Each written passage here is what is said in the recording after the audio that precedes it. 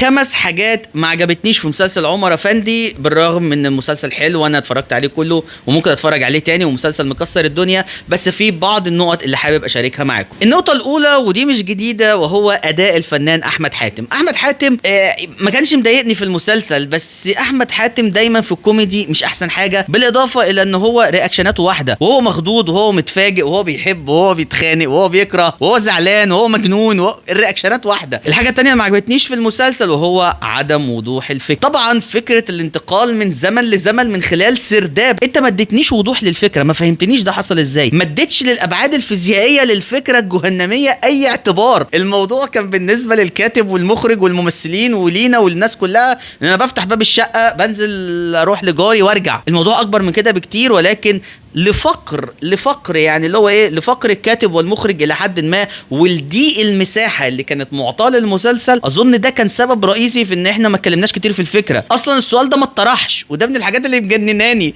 السؤال ما اتطرحش، اللي هو هاو عايزك تقنعني ازاي يا فندم بتنتقل من خلال سرداب؟ ما اتكلمناش لا بشكل علمي ولا بشكل فيزيائي ولا حتى بشكل خرافي، لا احنا اتعاملنا مع الموضوع اكنه خش يا ابن السرداب ده 42 و 43، خش وتوكل على الله. وده اللي يودينا للحاجه الثالثه اللي ما عجبتنيش في المسلسل، وهو تضييع فرص كتيره. الكاتب والمخرج دايما انا بذكرهم الاثنين، ان واحد كتب واحد اخرج، خلاص ضيعوا على نفسهم فرص كتيره جدا كان ممكن المسلسل يبقى غني بيها. اوقات كتيره قوي كان بيبقى في حاجات نفسي تحصل، يا لو عمل كذا، طب لو قالوا كذا ممكن. الفكره غنيه جدا ان انت تعود للماضي، دي فكره كلنا بنحلم بيها وكلنا نفسنا فيها وكانت عجبانا كلنا، ودي اساس في نجاح المسلسل طبعا. الحاجه الرابعه اللي ما عجبتنيش في المسلسل وهي استغناء البطل اللي هو علي او عمر عن حياته في العصر اللي احنا فيه بمنتهى السهوله. فجاه كده صحي من النوم، باع بنته، باع مراته، باع شغله، باع حماه. حتى الاسباب اللي كانوا قايلينها لينا في الدراما انا ما اشتريتهاش، لان انا برضو كنت شايف ان حق مراته وحق بنته وحق حتى حق حماه، بغض النظر عن المشاكل اللي كانت بينهم،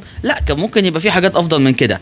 او يمكن الكاتب والمخرج ما ادونيش الاحساس الكافي ان انا اشتري الفكره ان هو عنده حق يبيع الناس. يعني لا، انا ما حسيتش بكده. انا حسيت ان هو راح يلعب، ما عندوش مشكله ان هو يبيع بنته اللي كانت متعلقه بيه جدا زي ما شفنا في المسلسل، مراته اللي بتحبه وهو بيحبها، كان عادي جدا يسيبهم ويروح ويعيش حياته ويحب وحاجات كده. فدي يعني من الحاجات اللي يمكن برضو لضيق الوقت في المسلسل ما خدتش الوقت الكافي ليها. الحاجه الخامسه، وهم اكتر من 5 بس انا هكتفي يعني بكده، وهي عدم وضوح الفكره بتاعه المسلسل. يعني لو قلت لك دلوقتي ايه الرساله اللي بيقدمها مسلسل عمر افندي، هتقول لي الضحك والكوميديا. اوكي، هل في رساله تانية؟ صعب ان احنا نطلع له رساله، لان في الحقيقه ما كانش فيه اهتمام بالتفاصيل، ما كانش فيه اهتمام بتفاصيل معينه في الدراما كان ممكن تديك الرساله اللي المخرج بيسعى اليها او الكاتب، ولكن في الحقيقه ده ما حصلش. هل السبب في وجهه نظرك، عايزكم تردوا عليها في الكومنتات، هل السبب ان المسلسل 15 حلقه وكمان تضيفوا شويه اسباب ما عجبتكوش في المسلسل؟ انا عارف ان هم كتير، فيا ريت ما تبخلوش عليا بالكومنتات.